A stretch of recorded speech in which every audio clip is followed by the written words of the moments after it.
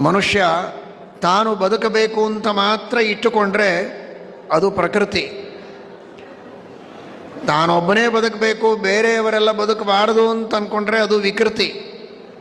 ತನ್ನಂತೆ ಎಲ್ಲರೂ ಸುಖವಾಗಿ ಬಾಳಬೇಕು ಅಂತ ಅಂದ್ಕೊಂಡ್ರೆ ಅದೇ ಸಂಸ್ಕೃತಿ.